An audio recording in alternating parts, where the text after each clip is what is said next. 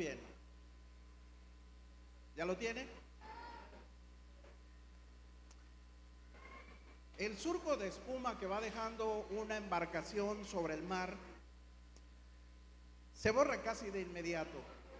El movimiento y no queda más registro de el paso de la embarcación. Y esa ilustración se parece a la memoria del hombre, que en su tránsito por la vida, apenas si recordamos los detalles más significativos que vivimos y olvidamos la gran mayoría.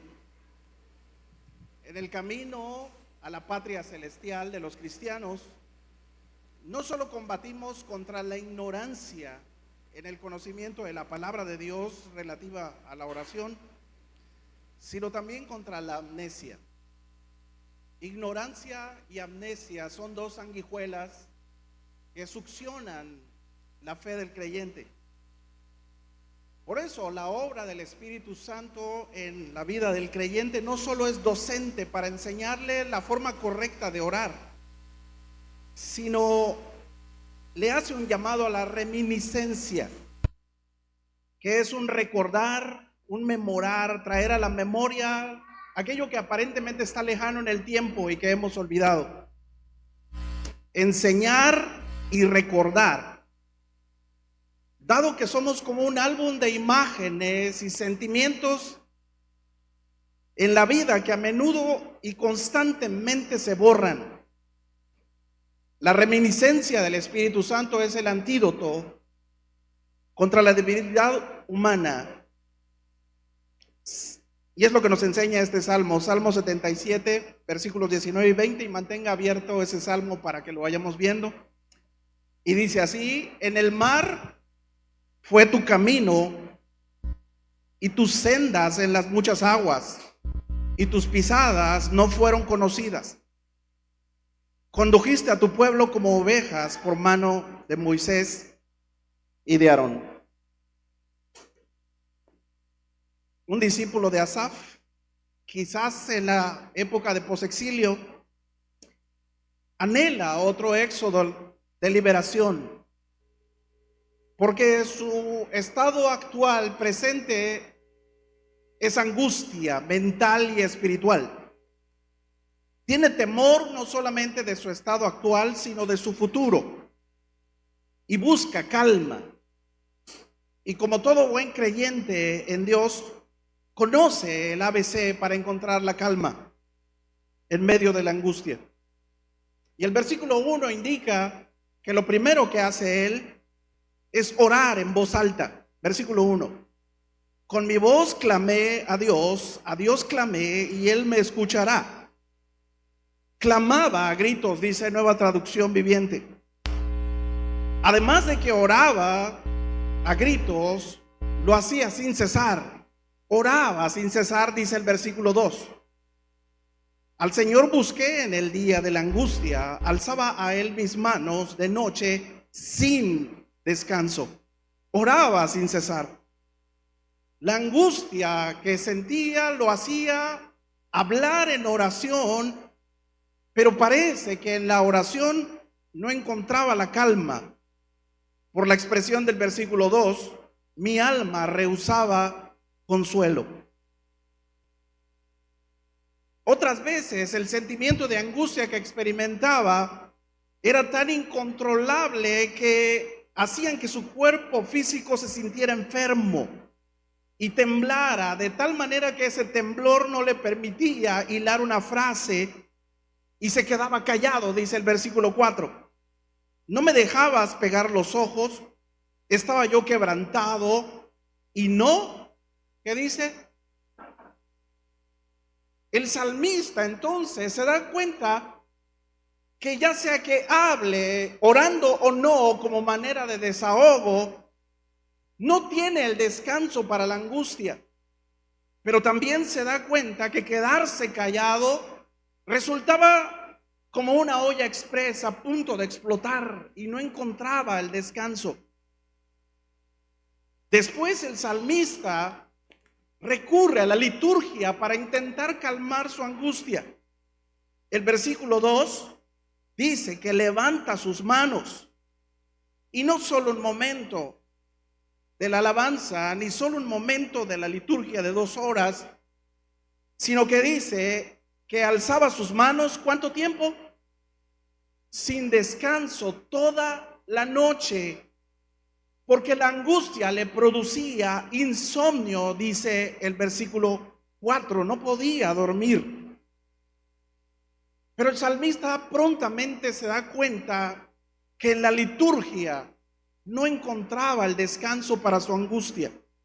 Realizar actividades religiosas no producen la calma.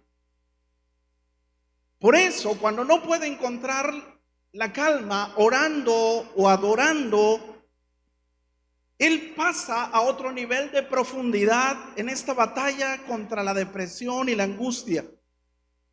Y el salmista abre la puerta a los procesos mentales para tratar de justificar su situación y encontrarle sentido al momento que vive, como hacemos cualquiera de nosotros en la angustia.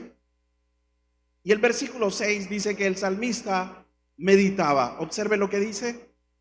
Me acordaba de mis cánticos de noche, meditaba en mi corazón y mi espíritu investigaba, inquiría.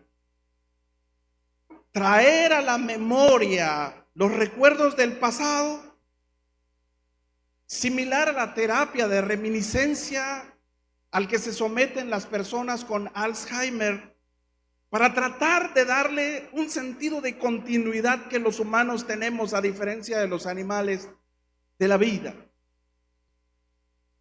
Porque parece que había perdido el sentido de la continuidad. Y el versículo dice 5, consideraba los días desde el principio. Se da cuenta que recuerda la historia, los años de los siglos. Después algo personal, me acordaba de mis cánticos de noche. Por eso meditaba en mi corazón y mi espíritu inquiría. Pero el recordar esos momentos felices del pasado tampoco le traen al salmista ese anhelado alivio que está buscando. Porque comparar el pasado, que era de bonanza para él, con su actual presente, solo lo angustian. Porque ahora dispara una serie de preguntas retóricas sin respuesta que le ponen los pelos de punta y parece que se angustia más. 7. Desechará el Señor para siempre y no volverá más a hacernos propicio. Versículo 8. Ha cesado para siempre su misericordia, se ha acabado perpetuamente su promesa. Versículo 9. ¿Ha olvidado Dios el tener misericordia? ¿Ha encerrado con ira sus piedades? Se da cuenta que él pregunta, y la terapia de reminiscencia de su bendición lo hacen llegar a una conclusión que no resuelve el problema, sino que es bastante pesimista. Versículo 10 dice, dije, enfermedad mía es esta. O sea, este es mi destino. El Altísimo está enojado conmigo y me ha desechado. Esa es la conclusión a la que llega después de orar, después de quedarse callado, después de levantar las manos toda la noche, después de hacer un recuerdo del pasado, de las cosas buenas que le sucedieron. Él solo llega a la conclusión de los existencialistas. La vida no tiene sentido y es un constante sufrir. El salmista conoce el manual del creyente en Dios. Ora sin cesar, adora levantando las manos, trae a memoria los recuerdos y medita sobre su condición. Pero nada de eso le trae descanso. Y hay momentos en la vida de todos los cristianos, llegan tarde o temprano, en los que sentimos la angustia como él y anhelamos otro milagro como el Éxodo, porque hay fuerzas externas que no podemos controlar: la alienación del otro, la enemistad, el desprecio de otro. Es incontrolable. Siempre va a haber alguien que se enoje con usted o se enemiste con usted. La impredecible, para los que tenemos ya medio siglo, darnos cuenta de lo incontrolable que es el monstruo de la economía, que tiene sus periodos de bonanza y tiene sus periodos de declive. No lo podemos controlar. La pérdida de un empleo, la enfermedad.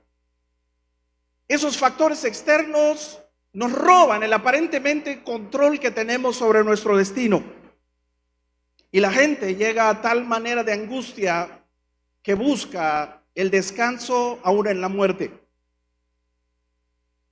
Nosotros los creyentes en Dios buscamos la oración como refugio más que nunca.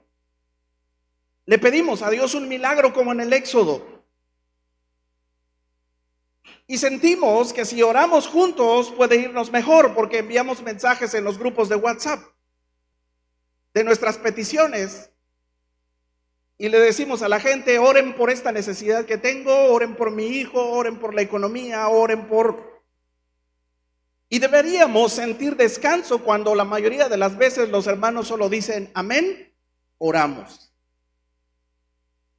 Pero la verdad es que nos seguimos sintiendo igual. Parece que nada cambia. Seguimos tronándonos los dedos con la misma angustia. Y al igual que el salmista, vamos al manual para el descanso y empezamos a cantar para darnos ánimo en nuestra propia fe. Y cantamos: si tú hablas con Dios, las cosas que cambiarán orando. Cualquier necesidad, Dios la resolverá orando. Pero la verdad es que seguimos sin sueño, dando vueltas en la cama. Y volvemos al manual de la liturgia. Porque decimos que venimos a la iglesia porque tenemos la esperanza de que Dios se manifieste en este lugar. Porque si yo, al igual que el salmista, hago una introspección y me doy cuenta que a lo mejor es mi culpa la situación en la que vivo y no soy tan santo, por lo menos si el pastor o los líderes o alguien más sí será santo como para que Dios responda mis peticiones en la liturgia. Y empezamos a cantar como el salmista. Y cantamos canciones como levanta tus manos, la victoria llegó. Comienza a cantar y alaba a Dios. Simplemente alaba y sigue, alaba. O cantamos la otra que dice: cuando levanto mis manos, mis cargas se van. Nuevas fuerzas tú. Pero objetivamente el versículo 2, que dice el salmista, versículo 2. Al Señor busqué en el día de mi angustia, alzaba a Él mis manos de noche, sin descanso, que dice la otra parte. Mas mi alma, ¿qué? Objetivamente, hermanos, la mayoría de las veces nada pasa. Aunque levante las manos y cante con toda enjundia y me desgarre la garganta, la calma no llega, crece. Entonces llegamos al estadio al que pocos cristianos llegan, la reminiscencia. Porque mientras oramos traemos a la mente los recuerdos del pasado.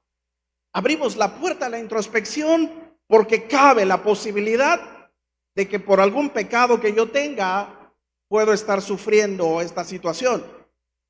O por el otro, que es más fácil, creer que Dios ha cambiado. Y cuando oramos le decimos a Dios: ¿dónde está el Dios de Isaac, el Dios de Abraham? ¿Alguna vez ha dicho esa expresión? Y le reclamamos a Dios sus promesas del Salmo 145, 18. Cercano está Jehová a los que le invocan. Pero le decimos: Señor, yo no siento tu cercanía. ¿Será que has cambiado? ¿Será que has dejado de ser bueno conmigo? Y el recuerdo del pasado nos hace concluir, como les decía, como los existencialistas, que la vida es un absurdo, que ese es el destino del hombre, sufrir cual débil criatura, y que la vida no tiene sentido. El creyente a veces termina diciendo: este es mi destino, enfermedad mía es esta. Dios está enojado conmigo. ¿Y cuál es la esperanza que aparece en este salmo? Como ustedes pueden mirar, el versículo 10 dice traer a la memoria, también lo dice el versículo 11, acordarse, versículo 11, meditar, versículo 12, y después hablar en el versículo 12. Palabras reiterativas que nos dan la pauta del mensaje central del salmista. ¿Tiene alguna importancia el recuerdo en la vida del creyente para su calma, para su bienestar espiritual? ¿Será que solo es recordar por recordar o hay algo específico en lo que hay que pensar? ¿Por qué Jesús dijo que el Espíritu Santo vendría para enseñarnos todas las cosas y nos recordará sus palabras? El salmista se da cuenta que no solo se trata de recordar por recordar, no se trata solamente de recordar el período de bonanza, ni los momentos felices como terapia de consuelo para el creyente. No, sino que el objeto de los recuerdos que el Espíritu Santo hace en el creyente debe estar en otro punto. Y el salmista hace un cambio voluntario de pensamientos, un giro. Versículo 10. Dije, enfermedad mía es esta. Pero ahora dice, traeré a la memoria, reminiscencia, los años de la ¿qué? ¿Cuál es el objeto del salmista ahora? ¿Su periodo de felicidad? ¿Su angustia? ¿Sus problemas? No. Pero no se queda ahí, el versículo 11. Me acordaré de ¿qué? Las obras de Jehová. Sí, haré yo memoria de tus maravillas. Versículo 12. Meditaré en todas tus obras y hablaré de tus hechos. Oh Dios, santo es tu camino. ¿Qué Dios es grande como nuestro Dios? Tú eres el Dios que hace maravillas, hiciste notorio en los pueblos tu poder. El salmista deja de pensar en él como protagonista de su oración y de la vida y del universo. Y se da cuenta que hay un giro distinto en recordar, porque se centra ahora todos sus esfuerzos, sus palabras en recordar la diestra del Altísimo, las maravillas antiguas, todas sus obras, sus hechos y su camino de santidad. Ya no gasta esfuerzo mental en su angustia, sino que hace un giro en su memoria. Recuerda la grandeza de Dios escrita en la ley y contada por sus padres. Dios es el que hace maravillas. Dios no tiene límite. Dios escogió a su pueblo y lo compró. Lo hizo pasar milagrosamente sobre el mar mientras llovía a cántaros. ¿Se da cuenta? Mientras el salmista recuerda los hechos maravillosos de Dios, soslaya su angustia. Porque los hechos asombrosos de Dios parecen ser una angustia mayor en él. Un temor mayor en él que opaca el temor de la angustia presente. El salmista se da cuenta que la oración y la liturgia, levantar las manos, cantar, son solo vehículos que deben llevar y desembocar en la grandeza de Dios. Versículo 13. ¿Quién es Dios como nuestro Dios? Dios, hermanos, es el objeto de nuestros recuerdos. Dios es el protagonista de esta historia que se llama mi vida. No nosotros. ¿Se da cuenta? Y otra vez el salmo parece estar en movimiento y se escribe con la intención del que lo lea se dé cuenta de que algo está en marcha. Porque cuando piensa en su Dios grande, hace ver que su angustia presente sea solo una parte de un camino en el que Dios quiere que su pueblo camine. Pero no es un camino cualquiera. Versículo 13. Observe lo que dice. ¿Qué clase de camino es? Oh Dios, ¿qué? Santo es tu camino. Y al igual que el Salmo 23 en movimiento, el salmista recuerda con la ayuda de Dios en su oración que él solo es un caminante en el transitar de la vida. Hay un camino en el que Dios lo lleva y lo guía a una meta. Pero en este caminar ahora no hay paisajes de pastos delicados ni valles de sombra, sino que ahora el paisaje es el mar. El paisaje es el recuerdo del éxodo de liberación.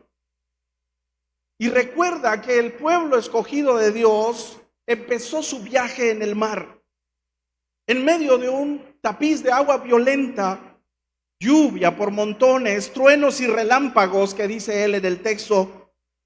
Y poéticamente el salmista dice que el mar se embravece porque Dios pasa en medio del mar. Y es el texto que leímos en un inicio, versículo 19. En el mar fue tu camino, y tus sendas en las muchas aguas, y tus pisadas no fueron conocidas. ¿Quién es el protagonista de la historia? ¿Por quién se abre el mar y por quién se embravece el mar? Porque Dios va pasando ahí. Y él dice, versículo 20, tú guiaste a tu pueblo por ese camino como un rebaño de ovejas, con Moisés y Aarón como líderes. Y el salmista entiende que Dios es quien guía su vida y la de su pueblo. ¿Se da cuenta? Y que si este periodo de angustia es parte del camino santo de Dios, Él va a liberar a su pueblo y a Él cuando Dios lo decida.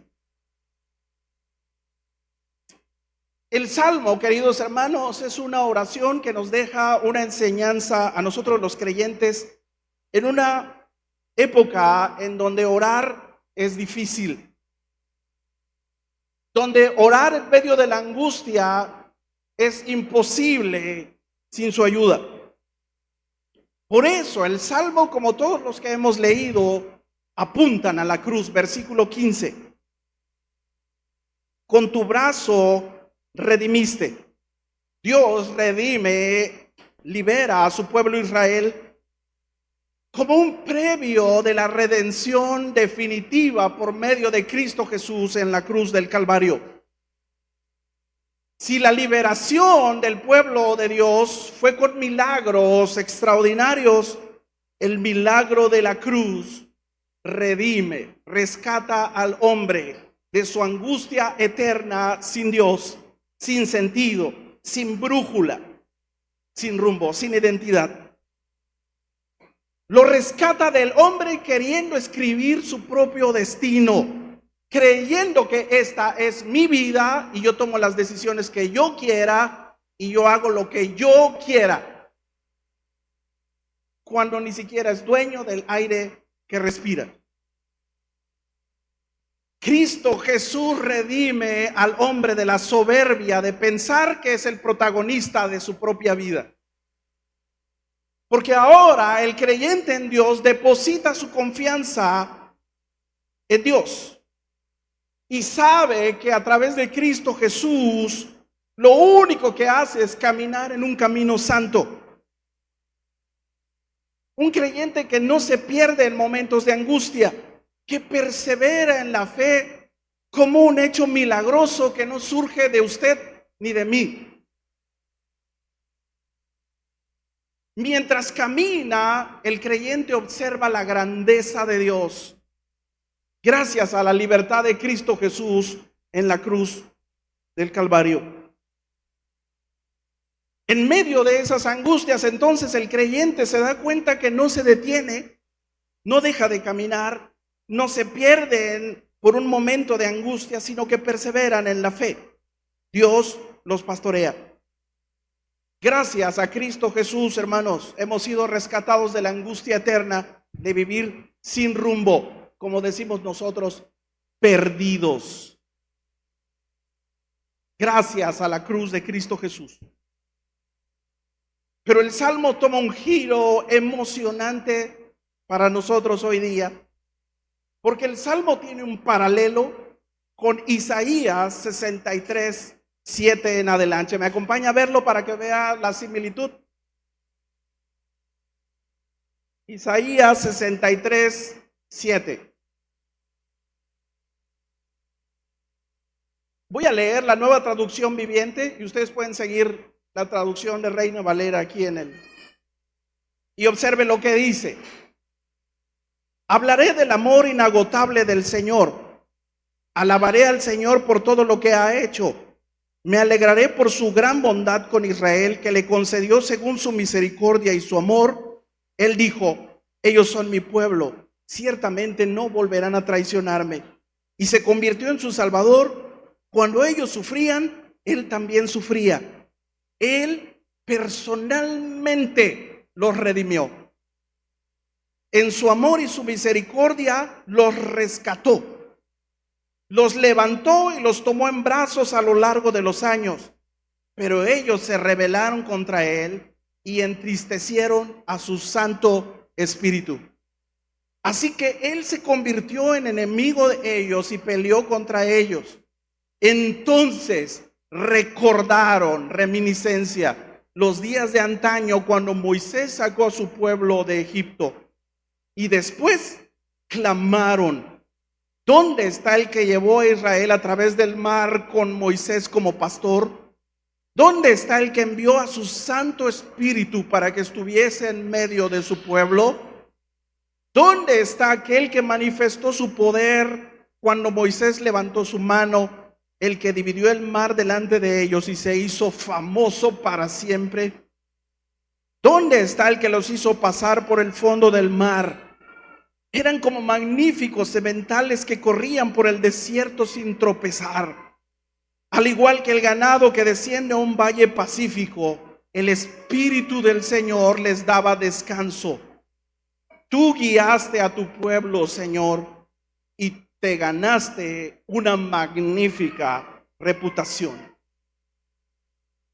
¿Observó el paralelo con el texto?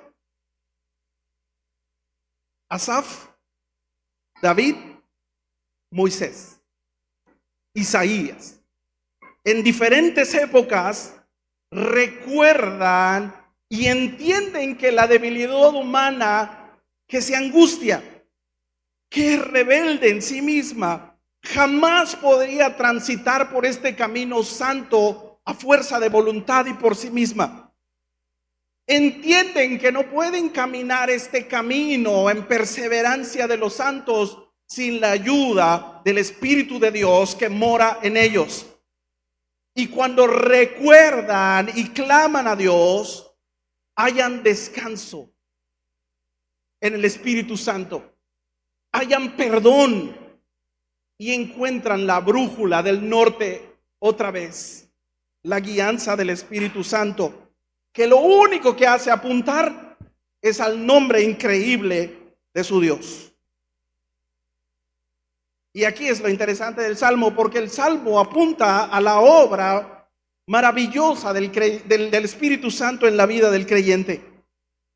El Espíritu Santo, hermanos, nos ayuda a combatir la ignorancia que traemos clavada como seres humanos. Nos ayuda, a pesar de saber, a luchar contra la amnesia de que se nos olviden rápidamente las cosas. Porque voluntariamente, por nuestra debilidad humana, buscamos constantemente rebelarnos. Por eso el Señor Jesús, Juan capítulo 14, versículo 26, dice: mas el Consolador, el Espíritu Santo, a quien el Padre enviará en mi nombre, Él, número 1, os enseñará todas las cosas, y número 2, os recordará todo lo que yo he dicho. ¿Se da cuenta?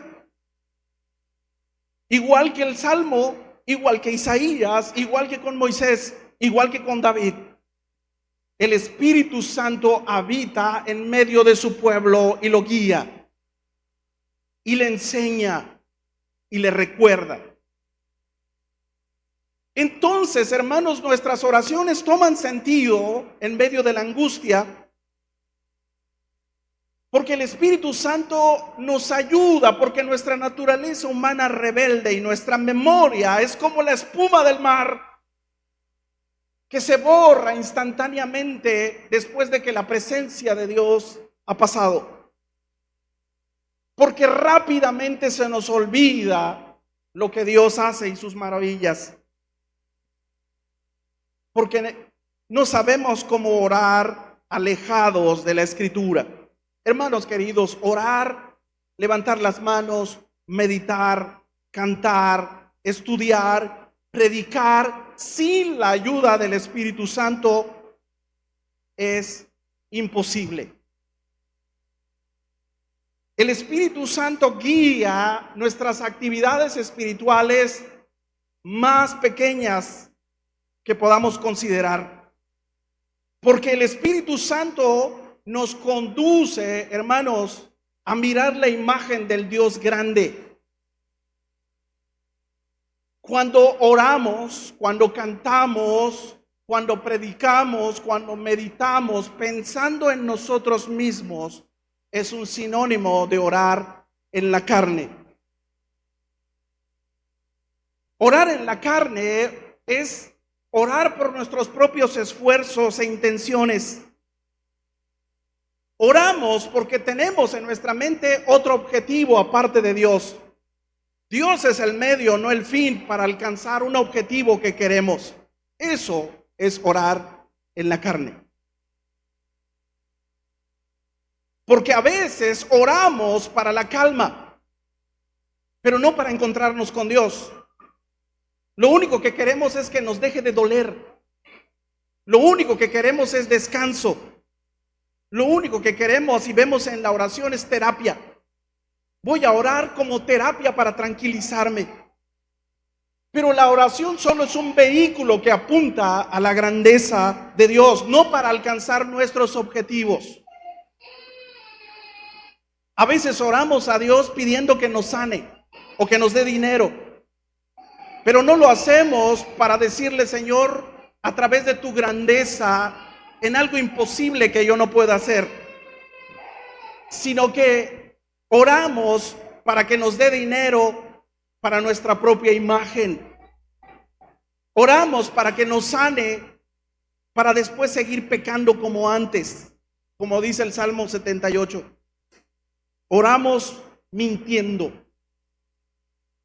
Oramos en la carne cuando creemos que la oración es efectiva, cuando hacemos muchas palabras, pensando que por nuestra palabrería, dijo el Señor en Mateo capítulo 6, versículo 7, Dios nos va a escuchar.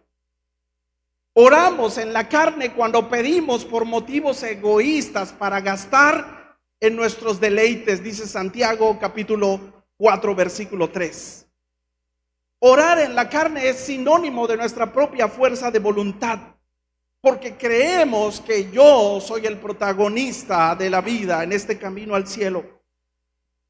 Orar en la carne, queridos hermanos, es creer que la oración tiene poder, cuando el que tiene el poder es Dios. Por esta debilidad nuestra humana, tendiente a orar en la carne de forma egoísta, es que el Espíritu Santo en este salmo nos enseña y recuerda que Él guía, que Él pastorea, que Él está en medio de nosotros. Y el apóstol Pablo, por lo menos en sus cartas, reitera 3 veces que en vez de orar en la carne con motivos egoístas, pensando que son rituales que simplemente se aprenden por observación, nos encomia a orar en el Espíritu. Efesios capítulo 6, versículo 17. Y tomad el yelmo de la salvación y la espada. ¿De qué? Del Espíritu, que es la palabra de Dios. La fuente de nuestras oraciones, hermanos, está en la palabra de Dios. No en lo que en ese mismo momento a mí me surja o me emocione. No podemos orar si no leemos la palabra, si no aprendemos a orar con la palabra. Versículo 18, orando en todo tiempo con toda oración y súplica. ¿Dónde? En el Espíritu. Judas, versículo 20, dice: pero vosotros, amados, edificándoos sobre vuestra santísima fe, orando en el Espíritu Santo. Y el término súplica en el Espíritu y orar en el Espíritu, hermanos, significa con la ayuda de, por medio de el Espíritu Santo. El Salmo nos enseña, hermanos, que cuando oramos a Dios, reconocemos como los discípulos de Jesús orando y escuchan a Jesús y se acercan a decirle: enséñanos a orar. Porque honestamente no sabemos orar. Creemos que sí, pero no lo sabemos. Y a veces, hermanos, nos sucede lo mismo como creyentes. Porque a pesar de que Jesús nos deja una pauta para orar con el Padre Nuestro, los 150 salmos son oraciones cantadas. Los libros históricos reflejan y registran las oraciones de muchos personajes con una profundidad. Pero la verdad es que al momento del día a día y las oraciones, olvidamos muy fácilmente la forma correcta de orar en el Espíritu.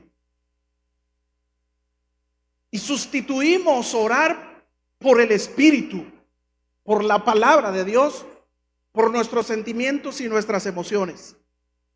Por eso el apóstol dice: oren, pero con la ayuda del Espíritu Santo.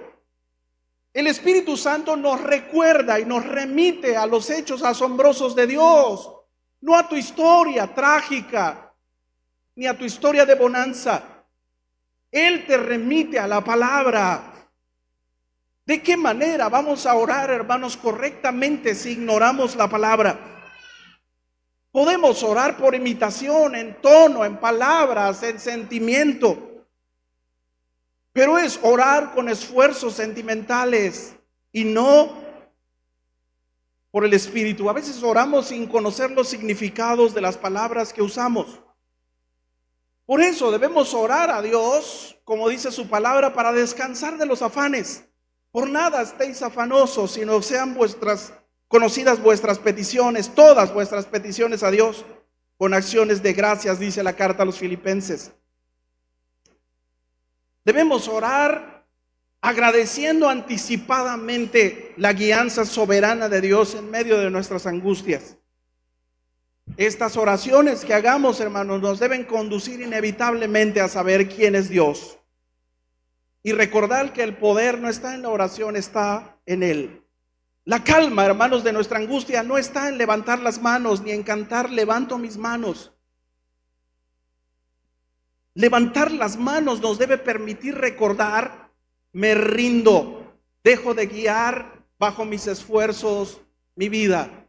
Tú eres el gran pastor que me guía aún en medio del mar. Hacer meditación interior, introspección para saber si estoy mal, debe llegarnos a reconocer que hay un plan superior por encima de mi plan. Y que ese plan superior se va a cumplir porque Dios lo comanda. Y que Él me va a guiar aunque en este preciso momento Él esté enojado conmigo o no me hable. ¿Qué es lo que dice Isaías 63? Hermanos queridos, orar en el Espíritu es reconocer nuestra incapacidad para orar como cristianos y reconocer que todo lo bueno que usted tiene, que su esposa tiene, que los cambios que usted ha logrado en carácter, en disciplina, en lucha contra el pecado, venciendo la tentación, no son resultados de su buena voluntad. Son gracias a la suministración, dice el apóstol Pablo, Filipenses 1:19, porque sé que por vuestra oración y la suministración del Espíritu Santo, esto resultará en mi liberación. Oremos, hermanos, pero es el Espíritu Santo quien suministra los cambios, quien nos ayuda en nuestras debilidades, en la tentación. Entonces tenemos que orar no en la carne, sino en el Espíritu. Y este es un llamado, hermanos queridos, a recordar leer la palabra para orar. Antes de que usted ore, lea la palabra.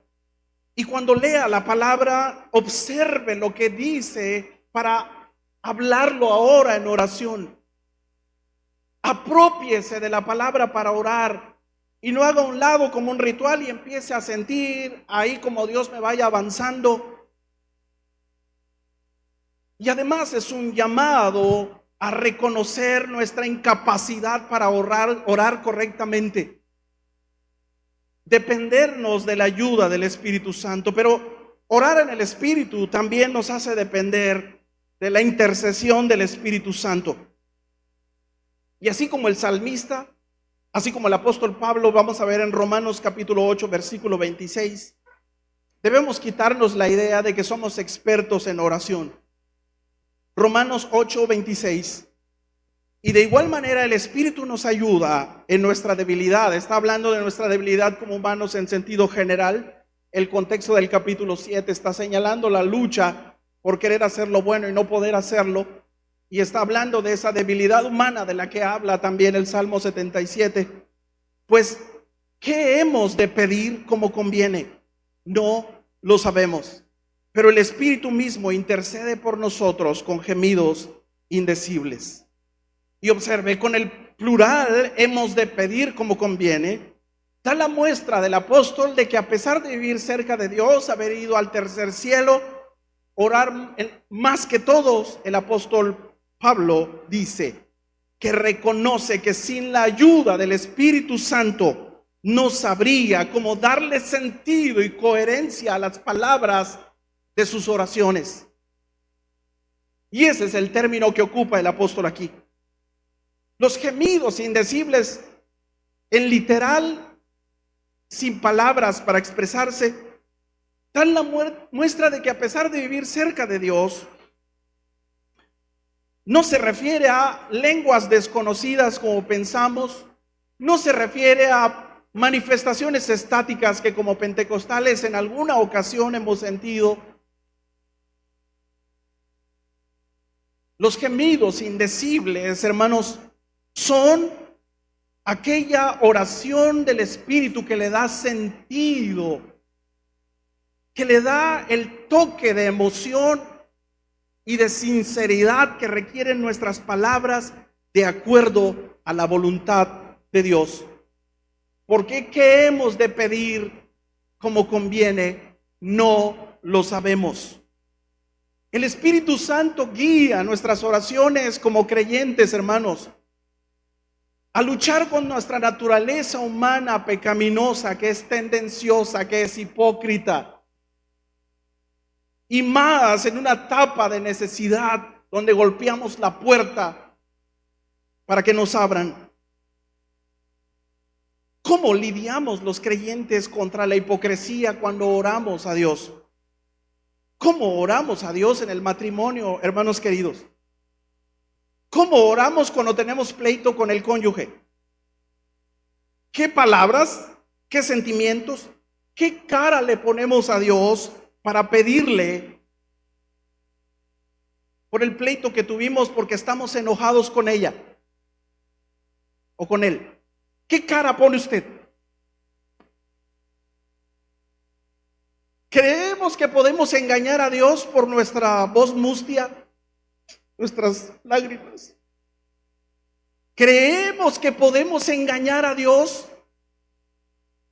Hermanos queridos, yo no quiero ser hipócrita, dicen algunos. Mejor no oro. Pero ¿por qué el Señor dice que tenemos que llevar nuestras ansiedades en oración ante Él? Y los pleitos con el marido y la esposa están incluidos. Las hermanas dicen que ore Él por los alimentos. Y mientras usted en su mente está pensando, es muy hipócrita. ¿Cree que Dios lo va a oír? Si la palabra de Dios dice que tiene que levantar las manos sin ira ni contienda. Yo, que soy santa, mejor me quedo callada como una forma de protesta ante Dios contra la tiranía de este fifí, de este neoliberal, porque ahora son insultos esos, ¿verdad? De este patrón. ¿Verdad que dejamos de orar? Porque pensamos que es hipócrita orar en una situación así, enojados. Hermanos queridos, no es fácil orar en medio de nuestra naturaleza humana caída. Porque somos muy hipócritas y a veces pensamos que podemos engañar a Dios. Y la verdad es que no sabemos cómo orar correctamente. ¿Cómo oramos cuando somos objetos de alguna injusticia? Ya sea laboral, familiar, matrimonial. Supongamos que usted fue objeto de una injusticia en su matrimonio. Él la trató mal a usted y no le gustó su forma de expresarse. ¿Cómo le pedimos a Dios para que arregle la injusticia? ¿Cómo le hacemos, hermanos? Para orar de manera equilibrada, balanceada y justa, porque lo que reclama usted es justicia. Y lo que menos quiere tener en su oración es una marcada tendencia y hacerse víctima. Porque él va a orar y la acusa a ella. Ella va a orar y lo acusa a él. Y hay una cruzadera de acusaciones. ¿Y cómo le sabemos? Porque nosotros somos bien buenos para santo es tu nombre, Señor. Alabado sea tu nombre. Venimos otra vez porque tú dijiste que los enemigos del creyente son los de su propia casa, Señor. Y en esta mujer se cumple esta palabra tuya. Mandona como ella sola, Señor. Tú la conoces. Rebelde. Pero, ¿por qué a mí, Señor? Si soy tan sencillo, tierno, loco, enamorado. Si soy más manso que Moisés. Ajá. ¿Cómo le hacemos para orar en medio de acusaciones de victimismo? Si la naturaleza pecaminosa que tenemos, hermanos, nos hace orar de manera tendenciosa. El Espíritu Santo nos recuerda lo que dice Romanos 7, miserable de mí, ¿quién me librará de este cuerpo de muerte? Pero ahí es donde el Espíritu Santo nos ayuda en nuestra debilidad para poder orar de acuerdo a la voluntad de Dios, no de forma tendenciosa a mi favor. Porque el Espíritu Santo me convence de pecado, el Espíritu Santo me motiva a pedir perdón y a perdonar. El Espíritu Santo calma la bestia que tengo adentro. Y dejamos los clichés falsos que utilizamos para adornar nuestra hipocresía y nuestro tendenciosa oración. Y muchas hermanas han dejado de orar por sus maridos. A veces creo que por conveniencia. No fuma, no toma, me trata bien, pero no se compromete. Es tibio, ni es caliente ni tibio, pero me conviene así. Y no sienten la urgencia de que el fulano que duerme con usted va derechito, pero derechito a un lugar que usted sabe. Pero usted duerme tranquila. Hermanos queridos, ¿cómo oramos cuando estamos frustrados y enojados con nuestros hijos?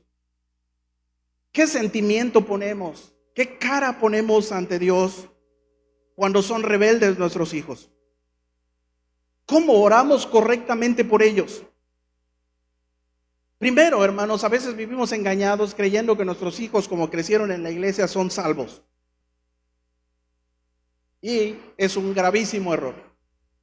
Porque no nos damos cuenta que los desprecios que hacen al Señor y a su palabra no son a usted, no son a la iglesia, no es salvo. Y no nos preocupamos por orar por ellos. Nos preocupamos por darle una imagen de éxito en el futuro, porque les estamos asegurando eso. Nos preocupamos por dejarle la educación, que es lo único que te voy a dejar de herencia, les decimos, para que se torne así como que trágico el asunto. Nos preocupamos porque ellos tengan. Pero hermanos queridos, no nos preocupa la urgencia de su salvación. Por otro lado, si estamos preocupados por su salvación, hermana querida, ¿no ha notado que el amor materno que usted tiene a veces se sublima por encima del amor de Dios?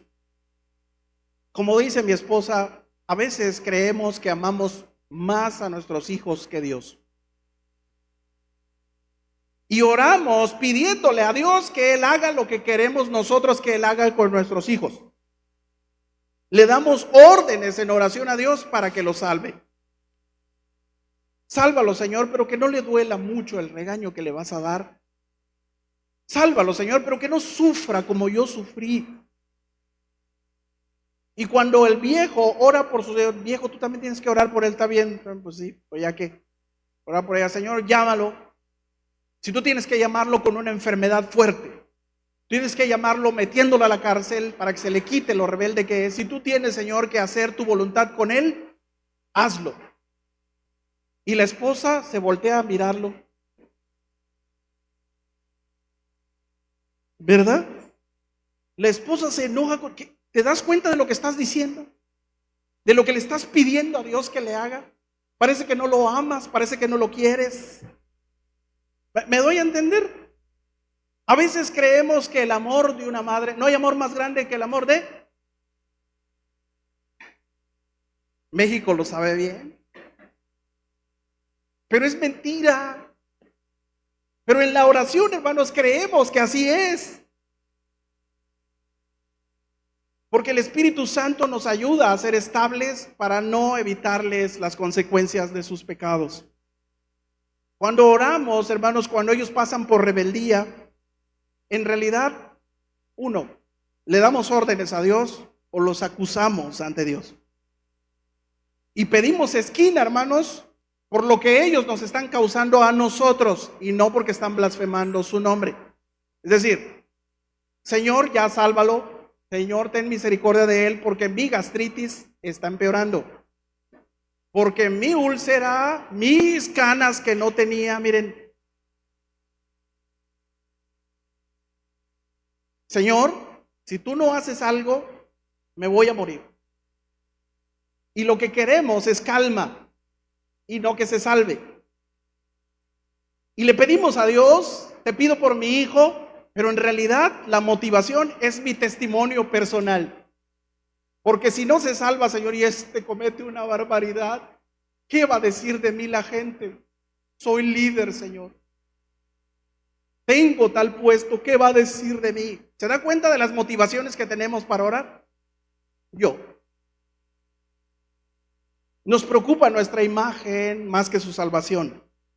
En todos estos aspectos el Espíritu Santo nos ayuda ¿en qué? En nuestra debilidad. Porque no sabemos qué palabras decir, qué sentimiento tener, qué emociones presentar delante de Dios. Debemos aprender a orar de acuerdo a la voluntad de Dios. El Espíritu Santo es quien pastorea, dice el Salmo. Si no fuera por Él, hermanos, vagaríamos sin esperanza en este mundo. El Espíritu Santo nos ayuda a tomar buenas decisiones y quitarnos la soberbia de pensar que sabemos dirigir nuestro camino, que sabemos orar, que sabemos cantar por el simple hecho de decir que yo puedo hacerlo. El Salmo 127 dice algo extraordinario, que si Jehová no edifica, y utiliza 4 metáforas, la casa en una construcción, si el Señor no cuida la ciudad, y bienaventurado el varón que llena su aljaba de hijos, utilizando metáforas distintas en diferentes ámbitos, si el Señor no hace la bendición, en vano está. A veces tomamos decisiones de, me va bien el trabajo, pero voy a dejar de ir a la iglesia. ¿Qué será lo mejor? El Espíritu Santo nos ayuda a tomar la mejor decisión. Porque en vano está, dice el Salmo 127, que te levantes muy temprano y te acuestes muy tarde creyendo que vas a ganar más dinero. Si no es porque en Jehová está la bendición. En vano trabaja, en vano vela. ¿Se da cuenta? Y lo mismo sucede en lo familiar. Debemos quitarnos la soberbia de pensar que nuestros hijos son nuestros. Y sin palabras le decimos a la gente, yo educo a mis hijos como yo quiero. Pueden decir misa las chismosas de las hermanas, pueden decir lo que quieran, ese hermano que está predicando, pueden decir lo que quieran, pero yo educo a mi hijo y a mi hija como yo quiero. Y el Señor te dice, está bueno, ya que estés en angustia, te vas a dar cuenta que el que guía el rebaño soy yo, no tú. Y en vano trabajas teniendo muchos hijos. ¿Quieres una familia exitosa y feliz? Es bendición y herencia del Señor. ¿Se dan cuenta que esa herencia no nos pertenece? Y el Espíritu Santo nos ayuda en el futuro incierto de nuestros hijos y nos trae calma, hermanos. Muchas veces nuestros hijos son nuestro desvelo y nos tronamos los dedos, nos comemos las uñas, no podemos dormir dando vueltas y vueltas. Tenemos un nudo apretado aquí en la garganta por nuestros hijos, por la decisión que van a tomar, si serán rebeldes y se van a arrepentir. Pero es la suministración del Espíritu Santo quien nos hace ver que es Él quien bendice a mi familia y quien construye a mi familia. Jóvenes, adolescentes, ¿alguna vez han sentido que sus padres se enojan con ustedes? ¿Que les dejan hablar voluntariamente? ¿Alguna vez han tenido alguna dificultad en donde ustedes han sido demasiado groseros como para que su papá o su mamá deje de hablarles o deje de mirarlos? Y ustedes, a la manera del salmista, pensarán que son víctimas. Porque ustedes se preguntan, como el salmista, ¿estará enojado mi padre conmigo? ¿Habrá retirado todas sus ayudas monetarias semanales para mis necesidades conmigo? Y empezamos a pensar que el malo es el papá. Y pensamos que ellos son la causa de mi infelicidad, porque yo sería feliz si me independizara. Yo sería feliz sin la mirada constante de los ojos en el cielo, o sea, los padres. Yo sería feliz pensando que ellos son los culpables. Y el profeta Isaías dice, con su rebeldía hicieron enojar a Dios y dejó de hablarles. Observe lo que está pasando. Dios no deja de hablarles simplemente por su enojo, sino como una forma de disciplina. ¿Sí se han dado cuenta? A lo mejor en esta época, jóvenes, ustedes no entiendan por qué sus padres se comportan como se comportan. Pero cuando ustedes crezcan y maduren, se van a dar cuenta que tenían una intención de madurez en ustedes, de disciplina. Lo que te toca hacer a ti ahora, joven, en esta época, es recordar el pasado, reminiscencia. Cuando tú eras el objeto de la alegría, de los juegos, donde todos se reían por lo que hacías.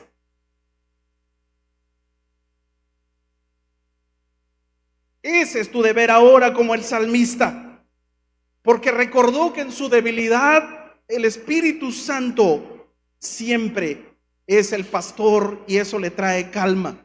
Aunque lo lleve sobre el mar que se borra rápidamente sus pisadas, pero aún así sabe que lo guía y hace una senda de santidad para que camine.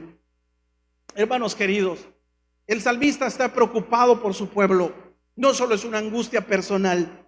El Espíritu Santo pone en el sentir de sus hijos creyentes una necesidad por su iglesia. ¿A alguno de ustedes le preocupa la condición espiritual de Fuente de Vida? O terminando el culto, usted se va rápido porque ya cumplió su manda semanal. ¿O realmente le preocupa, hermanos, la ignorancia que a veces hay de la palabra, la falta de santidad que existe y de compromiso en los jóvenes, en los caballeros? El Espíritu Santo nos ayuda a mantener, hermanos queridos, la unidad de la iglesia. Esa es la muestra, como dice Isaías 63 y el Salmo 77, de que habita en medio de nosotros. Hermanos queridos, Moisés, David, Asaf no eran pentecostales, ni tampoco reformados, pero tenían el Espíritu Santo en ellos que los dirigía. Y el Espíritu Santo se contristó y se enojó con ellos por no obedecer la palabra. ¿Me doy a entender? No porque hablaran lenguas o no hablaran lenguas. Cuando los corintios estaban dividiendo por opiniones en cuanto al uso de los dones, Pablo les dice: señores, hay un camino más excelente. Y este camino es guardar la unidad de la iglesia en amor. El Espíritu Santo se enoja y se contrista por nuestra debilidad humana, porque promovemos divisiones enojándonos y haciendo mal uso de los dones, creyendo que son prioritarios. Es mejor, les dice el apóstol, mostrar amor que hablar lenguas. Por eso, hermanos, el Espíritu Santo cuida la unidad de la iglesia. Cuando Ananías y Zafira quisieron mentirle, como dice Pedro, ¿por qué quisiste mentir al Espíritu Santo? ¿Por qué quisieron romper la unidad del sentimiento que tiene la iglesia, queriendo aparentar algo que no son? Inmediatamente mueren, los entierran y se produce un temor en la sociedad y un temor en la iglesia. Ese es el camino santo de Dios y lo produce y lo cuida el Espíritu Santo. Martin Lloyd-Jones decía: las personas que más me preocupan son las que no tienen dificultad para orar. Y tiene razón. Y lo dice señalando que es muy difícil orar cuando lo hacemos por nuestros propios esfuerzos. Necesitamos ayuda. Porque así como la huella en el mar de esa embarcación desaparece pronto, así es el camino de Dios sobre la historia de nuestra vida. Nadie sabe por dónde pasa después. Nadie sabe hacia dónde va. Dios es indomable, Dios es irrastreable en sus caminos, dice Romanos 11:33. Por eso el Espíritu Santo nos recuerda las huellas de Dios para obedecerlas. Dios está en medio de Fuente de Vida, queridos hermanos. Haya manifestaciones presentes o no, aunque no haya Pentecostés, Dios está en medio guiando a su iglesia. Llegarán momentos de bonanza en donde solo Él influye el poder de su manifestación, pero será cuando Él lo decida. Quizás hemos dejado de orar como antes, queridos hermanos, pero la verdad es que tenemos que reconocer que no sabemos orar. Ostentamos tener al Espíritu Santo, pero normalmente son frases y clichés aprendidos que esconden egoísmo, tendencias falsas y no son el sentimiento correcto para pedir a Dios. Nos asumimos víctimas. Pero en esta tarde yo quiero pedirle que oremos a Dios y pedirle que nos recuerde por el Espíritu Santo cuál es la forma correcta de orar según la Biblia. Que cada vez que yo me dirija a Él cantando, orando, predicando, tenga la palabra y el sentimiento correcto de acuerdo a su voluntad. No aferrarme a pedirle algo que sé que no está de acuerdo a su voluntad. Esta tarde vamos a pedirle a Dios que redarguya nuestra vida de pecado. Porque a veces, hermanos, todo el mundo se da cuenta que somos tan desagradables, pero nosotros no. Y a veces nosotros los creyentes queremos darles una ayudadita para decirles que sí son desagradables. Pero el único que va a hacer que se dé cuenta o nos demos cuenta de lo desagradable que somos es el Espíritu Santo. Por eso en esta tarde le debemos decir al Señor: Señor, ayúdame, cambia mi carácter. Y número 3, vamos a pedirle a Dios que nos ayude a amar a la iglesia. Que nos ayude a mantener la unidad de la iglesia en medio de los embates, de las divisiones. Que lo único que tenemos que hacer, hermanos queridos, no es defender una postura, sino ser obedientes a su palabra. Guarde la unidad con el camino más excelente. Y si en esta tarde alguna angustia de enfermedad, alguna angustia económica, alguna angustia de cualquier índole, hermanos queridos, que el Espíritu Santo nos haga pedir de acuerdo a su voluntad y tener la calma que solo verlo a Él nos provoca, y saber que si no se calman las cosas hoy, estoy en camino santo. ¿Alguien quiere orar en esta tarde en el Espíritu? Amén. ¿Quiere ponerse de pie?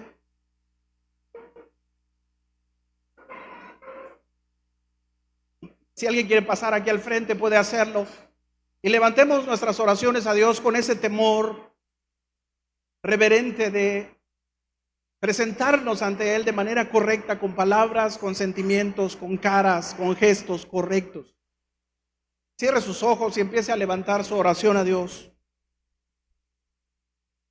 Dios irrastreable, ¿quién como tú?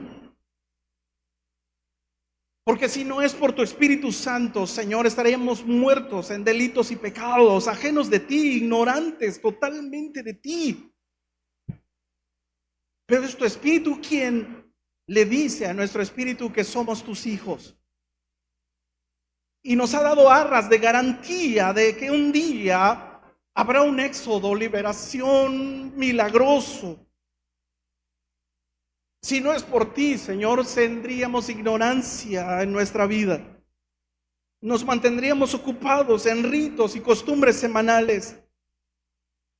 Pero es por tu Espíritu que nos recuerda la palabra una y otra vez. Y sin saber nosotros cómo. Porque esas palabras son vida. Porque vuelven a tomar sentido y nos emocionan nuestra fe desgastada por culpa de nuestra debilidad humana. Esta tarde te venimos a agradecer, Señor, por abrir nuestros ojos por tu palabra. Porque cuando la vemos, Señor, cada vez entendemos más que tú eres el protagonista de esta historia que llamamos nuestra vida. Y con eso descansamos nuestras ansias, Señor, de éxito. Descansamos nuestras ansias, Señor, de reconocimiento.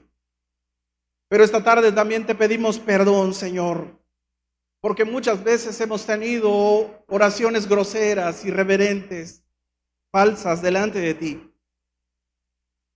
Porque están cargadas tendenciosamente de algún deseo oculto. Pero en esta tarde queremos pedirte de acuerdo a tu voluntad en medio de nuestras angustias. Por eso, Señor, te pedimos que nos enseñes a orar como conviene. Y eso, Señor, que tenga las palabras y los sentimientos correctos de acuerdo a tu Espíritu Santo. Porque ¿a dónde podemos huir de tu Espíritu Santo, Señor? Si nos conoces aún antes de nacer, antes de decir una palabra, ya la conoces. Y escudriñas nuestro interior de tal manera que no hay nada que se esconda. Por eso en esta tarde, cuando te pedimos, ayúdanos a no tener rencor, Ayúdanos a saber perdonar de la manera correcta, porque no queremos tener rencor contra nuestros hijos por su rebeldía, porque no queremos estar enojados con nuestro cónyuge, porque no queremos, Señor, ser hipócritas para pedirte tendenciosamente. Enséñanos, Señor, a no ser egoístas en nuestras oraciones. Y esta tarde te pedimos, Señor, que nos enseñes a orar por la unidad de tu pueblo y de tu iglesia. ¿Quiere levantar sus manos y decirle: Señor, ayúdanos a ser uno en esta iglesia? Que tu Espíritu Santo ponga amor por tu cuerpo, por tu iglesia de forma prioritaria, y que nos ayude a ser miembros que guardan la unidad de tu cuerpo. En el nombre de Cristo Jesús, ayúdanos a pedir por los dones para ministrarlos a la iglesia y no para dividirnos. Regálanos esos dones, Señor, y permítenos experimentar de cuando en cuando tu gracia, pero que todas ellas, Señor, nos lleven a una madurez espiritual y un crecimiento en este santo camino.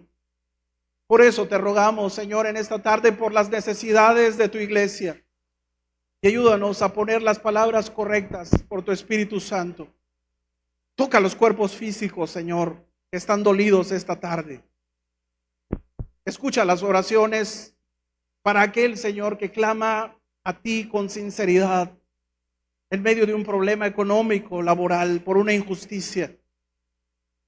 Ten piedad, Señor, ten piedad. Con humildad te pedimos, Señor, que intervengas. Que tú hagas resplandecer, Señor, tu rostro y sonrías a nuestro destino, a nuestro camino. Te rogamos, Señor, tu presencia y la calma en nuestros corazones. Señor, caminamos detrás de tus pasos sobre el mar otra vez, una y otra vez. Y tu Espíritu Santo nos recuerda esas huellas.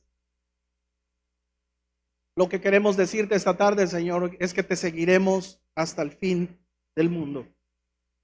Todos tus hijos que te aman de fuente de vida, en el nombre de Cristo Jesús. Amén y amén. Dese un abrazo, dele un abrazo al hermano de al lado. Nos vemos, Dios mediante, en esta semana. Dios les bendiga.